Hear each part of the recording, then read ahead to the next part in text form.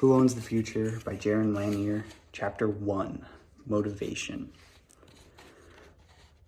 We're used to treating information as free, but the price we pay for the illusion of free is only workable so long as most of the overall economy isn't about information. Today, we can still think of information as the intangible enabler of communications, media, and software. But as tech advances in the country, our present intuition about the nature of information will be remembered as narrow and short-sighted.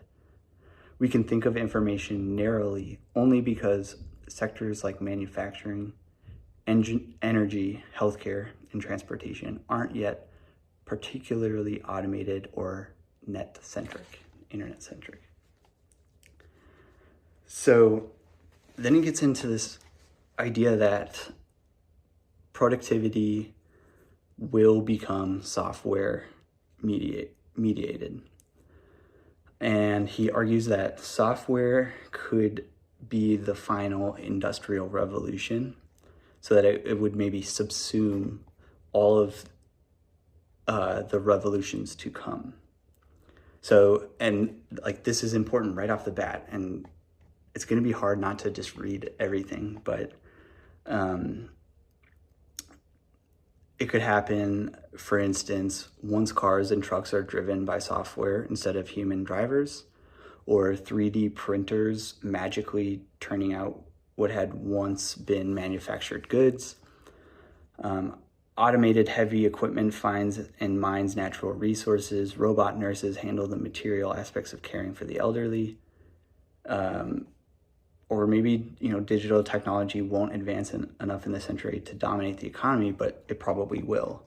And if not soon, and not, in our lifetime, probably in the next couple. Maybe technology will then make all the needs of life so inexpensive that it would be virtually free to live well, and no one will worry about money, jobs, wealth disparities, or planning for old age. He strongly doubts that neat picture would unfold, and I agree with that. So what he says here, he says that his goal here, one of his goals of this book is to portray an alternate future in which people are treated appropriately as being special, as being, and I kind of have a qualm with the way that he phrases that, but it's also within the context that the companies that are controlling sort of the flow of data, or the most successful people today, are the people who control the data of everybody. The value of the internet right now is in the data of the people. And these companies don't treat every individual person and their contributions to this data ecosystem as very special. They consider the data special, but not the individual's contribution special. So he wants to reframe our position on this to appropriately assess the individual's data as significant or special or significant to that economy, which is just seems like common sense. But anyway, so that's his goal. And, how does he want to accomplish that? Pay people for information gleaned from them if that information turns out to be valuable. That's the basics of our economy, of the exchange of goods or ideas or services. And maybe that's we've always looked at economy as the exchange of goods and services. Do we need to reframe that as goods, services, and information? And let me be clear too. I know maybe it's because I probably delivered that in a way that didn't do it justice, because I've accepted this term, this idea, but when I first was exposed to it, it was radical. I understand the feeling and I understand the hesitancy to want to believe something like that we would have to pay for information. That seems counter intuitive to everything that we've learned up until this point. but we'll explain why and how that makes sense. An amazing number of people offer an amazing amount of value over networks, but the lion's share of wealth now flows to those who aggregate and route those offerings rather than those who provide the raw materials. A new kind of middle class and a more genuine growing information economy could come about if we break out of the free information idea and into a universal micropayment system. We might even be able to strengthen individual liberty and self-determination, even when the machines get very good. This is a book about futurist economics, but it's really about how we can remain human beings as our machines become so sophisticated. I'm just calling out this word, speculative advocacy. And then he gets into Moore's Law. So Moore's Law changes the way people are valued. The primary influence on the way technologists have come to think about the future since the turn of the century is their direct experience of digital networks through consumer electronics. It only takes a few years, not a lifetime, for a young person to experience Moore's Law-like changes. So briefly and poorly explained, Moore's Law in technology has to do with computing power. And it's this idea that computing power, it has a compounding nature. So then he goes on to say, like,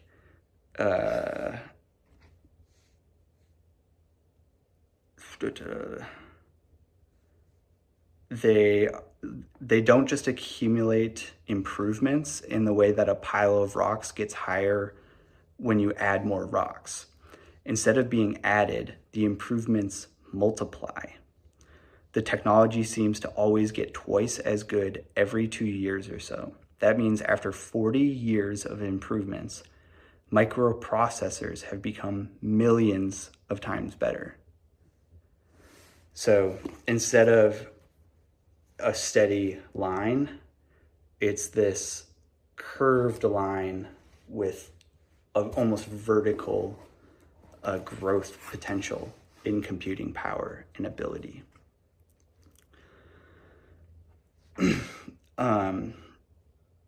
So what does this mean for everything? Well, Moore's Law means that more and more things can be done practically for free, if only it weren't for those people who want to be paid.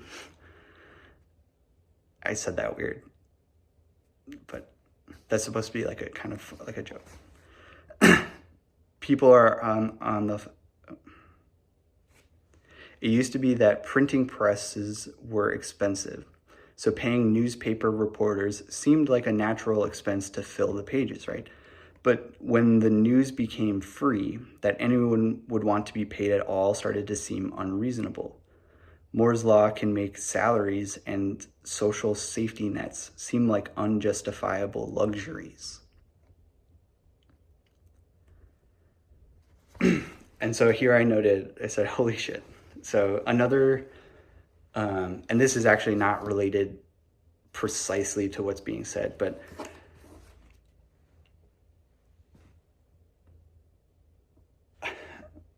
I'll say it now, but I want to elaborate on it later. Another positive consequence of paying for the internet, paying for networks, paying for the digital world, is that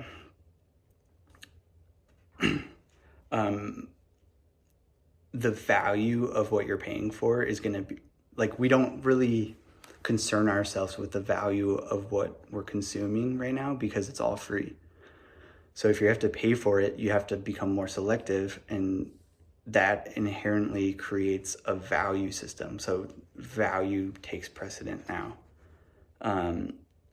And so it's one way that, like, this anti-intellectual moment that we're in can be reversed, because value would be placed on the content you're consuming. intelligence then would be of value.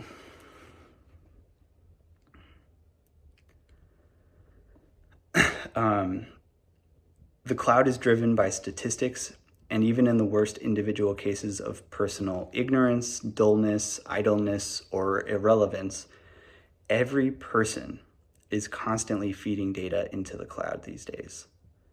Instead of the blindness of our standards of accounting to all that value is, okay, every person is constantly feeding. The value of such information could be treated as genuine, but it is not. Instead, the blindness of our standards of accounting to all that value is gradually breaking capitalism. There is no long-term difference between an ordinary person and a skilled person in this scheme. So a great example of this, and I love that it comes up so early. Musical recording was a mechanical process until it wasn't, and it became a network service. At one time, a factory stamped out musical discs, trucks delivered them to retail stores, salespeople sold them. While that system has not been entirely destroyed, it is certainly more common to simply receive music instantly over a network. There used to be a substantial middle-class population supported by the recording industry, but no more. The principal beneficiaries of the digital music business are the operators of network services that mostly give away the music in exchange for gathering data to improve those dossiers and software models of each person. This is huge. And he goes on to say how this could be the same thing could happen in surgery with nanorobots and all of that surgeons, like in the music industry, would just be sort of the information providers, the data collectors. And so where would the value of surgeons be if that process was automated? But back to the music thing, that there used to be a healthy middle class in the music industry, not just with the supporting players, although I did have this idea of the middle class is made up of middlemen, that those middle ground processes, systems are what the middle class is. That's the delivery, that's the the sales, right? In that process, there's the creator, the distribution, and the consumer, and the middle is the middle class. So, but beyond that, there was also a middle class in musicianship, studio employees, things like that, that have kind of been eroded. So,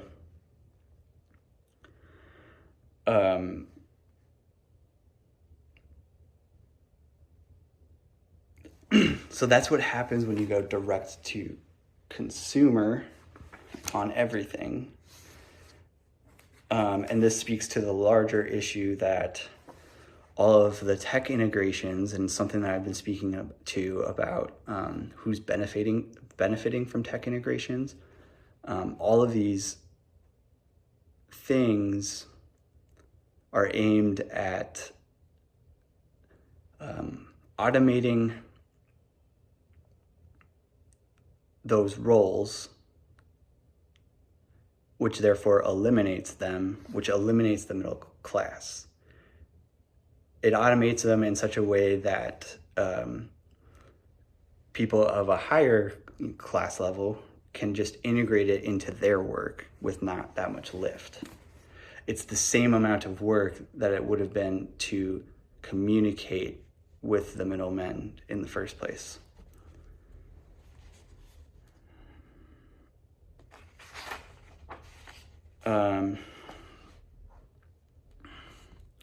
Utopians presume the advent of abundance, not because it will be affordable, but because it will be free, provided we accept surveillance.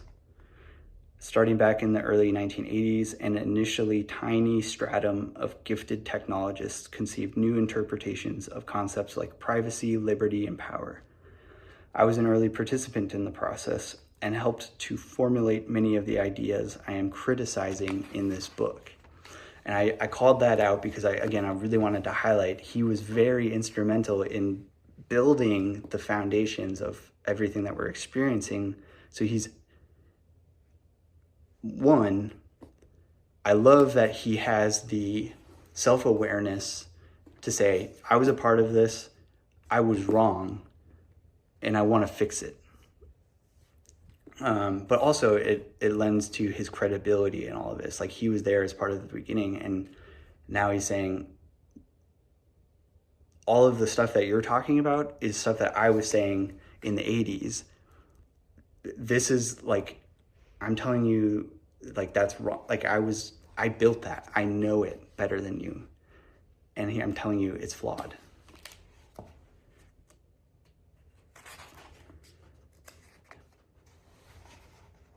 Making information free is survivable so long as only limited numbers of people are disenfranchised.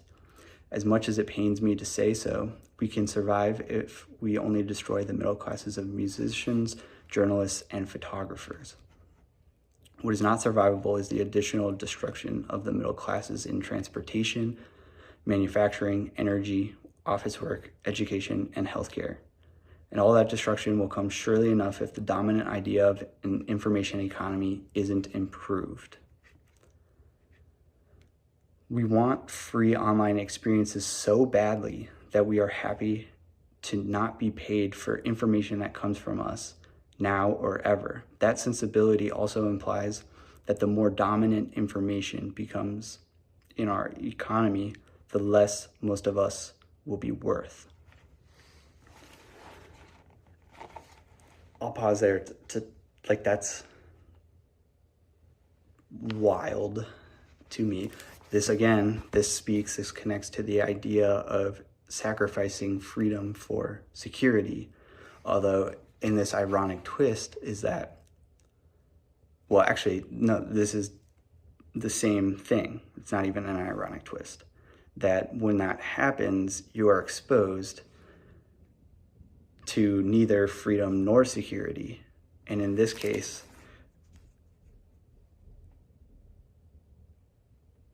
people aren't understanding that their willingness to give up these freedoms to use this stuff, just to use it, is actually coming at it's a short-term versus long-term thing. The long-term has way more dire consequences. And again, we talk about disruption. Like, that was probably one of the biggest buzzwords of the 2010s. Maybe that's becoming synonymous with disenfranchisement. We're trying to do this across every industry, and it's based on this flawed system. So as we're getting close to these things that will disenfranchise things like transportation and energy and things like that, we're doing it in a way that has very significant problematic consequences in the future.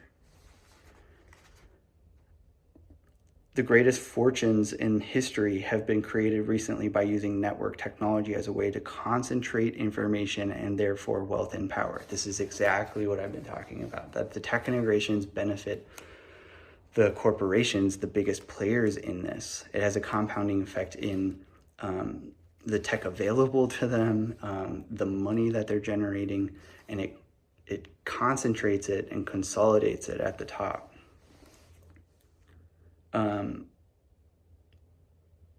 However, in the long term, this way of using network technology is not even good for the richest and most powerful players, because their ultimate source of wealth can only be a growing economy. And this is, again, a human nature flaw here, is we see the future based on the past and our current. Like, so we always assume we've seen steady growth in the stock market, the market. of like 2% every year. And it's been on this upward trajectory for so long that we can't imagine it not continuing to go up indefinitely. But that's flawed thinking. And so some of the worst offenders of that thought system are the wealthy people who continue to generate more wealth. They think that is certainly the case. That's only because our economy has been growing. If you start disenfranchising people and making it harder to exist for a significant population, that economy isn't going to grow, and therefore then even the wealthy people will start to feel it. Which tangent idea here too is that it's kind of like what had been buzzing around the idea of free speech, is that you don't really advocate for it or fight for it until you directly have experienced a situation where you're being infringed on in that point. It's the same with the market and the economy. Wealthy people have been, even during the recession scare and during the pandemic and after, the wealthy people were making record profits. So it won't be until they start feeling it that they will be inclined to change anything. And the problem with that thinking in this context is that at that point, it will be too late.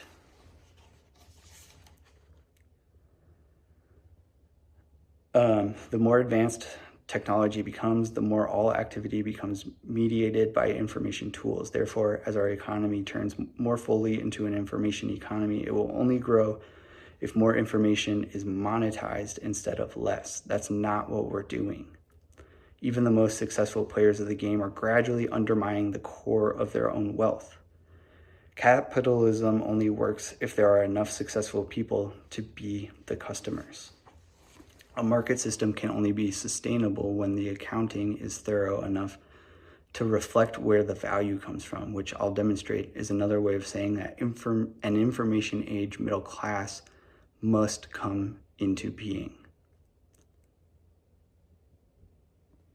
I'm tying this into, I'll tie this into the next part. Two great trends are colliding, one in our favor and the other against us. Solving one problem creates new ones. So, balancing our heavenly expectations, there are also countervailing fears about such things as global climate change and the problem of finding food and drinking water for the human population when it peaks later in this century. So when we had like the baby boomers, when we had this huge boom of population growth, one of the initial concerns was with food and water scarcity. And then there was this interesting phenomenon where as the population growth rose to these record highs, we had more food available, more choice than ever, and it was more easily accessible than ever. But here's my tie-in. That was the concern, and we hit this point, or we're at this point right now where we've lived long enough in this experience of hyperpopulation growth, or elevated population levels, and plenty of food supply. But zoom out and look at how that is possible. All of the things that go into place, the transportation, the large scale use of agriculture, the different strategies to farm, to produce all of this stuff, and its effect on the earth, on the world, all of these things, right? Our cost of the population growth is exhausting the Earth's resources and harming the Earth in the process. So it's unsustainable is the issue. So the consequence is coming. It just hasn't been achieved yet or fully realized. The ability to grow a larger population through reduced infant mortality rates sets up the conditions for a greater famine. People are cracking the inner codes of biology, creating amazing new chemistries, and amplifying our capabilities with digital networks, just as we are also undermining our climate and critical resources are starting to run out. And yet we are compelled to plunge forward because history isn't reversible.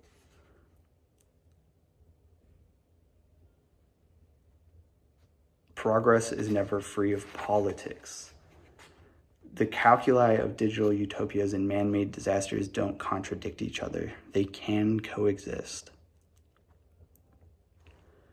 Basics like water and food could soar in cost even as intensely sophisticated gadgets like automated nanorobotic heart surgeons float about as dust in the air in case they are needed, sponsored by advertisers.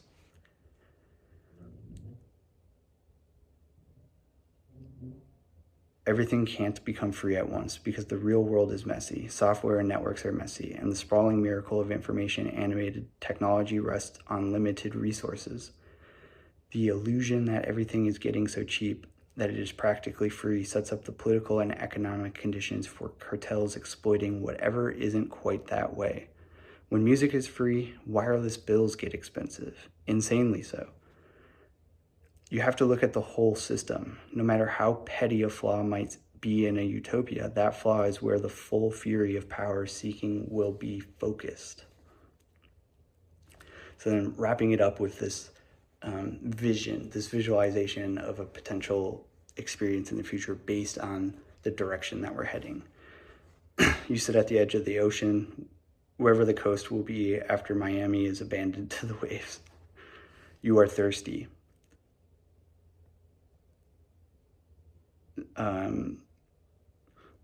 Random little clots of dust are full-on robotic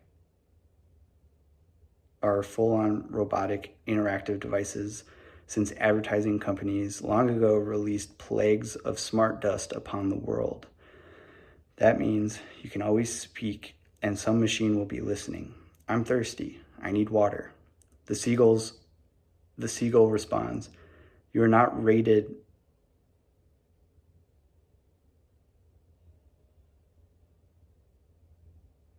Okay. The seagull responds, you are not rated as enough of a commercial prospect for any of our sponsors to pay for the fresh water for you. You say, but I have a penny. Water costs 2 pennies. There's an ocean 3 feet away. Just desalinate some water. Desalination is licensed to water carriers. You need to subscribe. However, you can enjoy free access to any movie ever made, or pornography, or simulation of deceased family member for you to interact with as you die from dehydration. Your social networks will be automatically updated with the news of your death. And finally, don't you want to play that last penny at the casino that just repaired your heart? You might win big and be able to enjoy it. So like this is crazy that it goes back to this dystopian idea. It's you're not rated as enough of a commercial prospect for any of our sponsors to pay for fresh water for you. It's the dystopian corporate power dynamic. Like, we need to break free from the power dichotomy, or the power, polarization of it just being like countries and religion. There's a new one, and it's the commercial interests. And so if they control everything, and if they control the acts, that's the thing, is they are the mediums, they are the middleman. So they'll control the flow of everything. And so in this case of the dystopian experience, you're not we see this. That's the credit system is like. Or there's a Black Mirror episode where your social currency dictates your status in the world.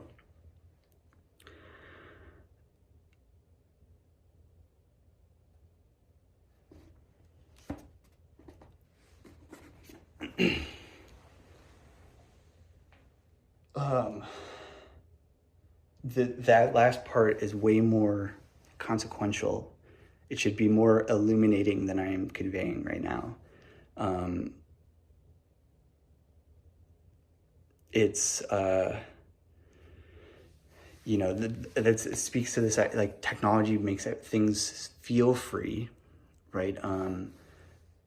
They talked about, you don't even know you have a heart condition. These dust clutters, the seagull says, we have your software.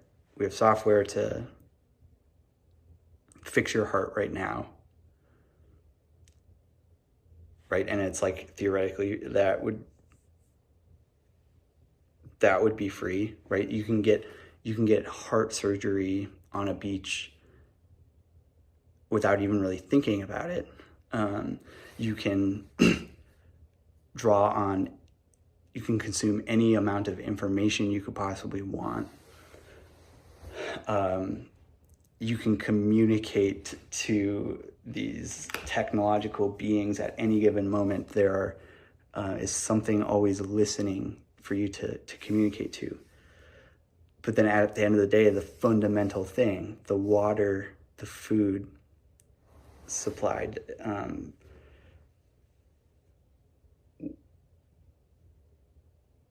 when those things become the only thing that you're really paying for, and you have no way to, generate that value,